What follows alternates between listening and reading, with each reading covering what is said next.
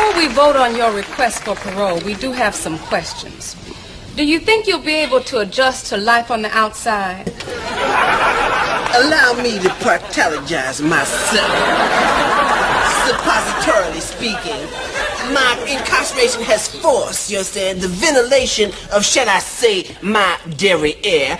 And upon my discharge, I will ejaculate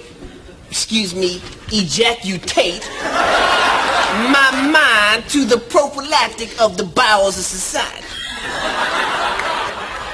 But how would you support yourself, Mr. Bates, considering that your reading comprehension has gone down every year since you've been in prison?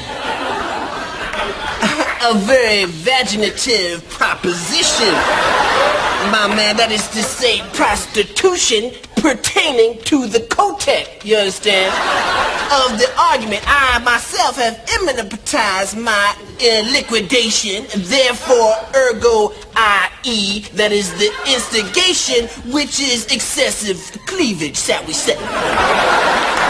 So, let me clarify, or, clitify. In other words, I'd probably teach. All right, if there are no further questions, let us put this to a vote. All those in favor of parole vote aye. Aye. All those opposed vote nay. Nay. I'm sorry, Mr. Bates. Is there anything further you'd like to say? Let me be venereal in my requisition for this body of congregation, see, for the personal gratification of my urethras. As the Greek philosopher Massengill once dictated, lickus my proboscis.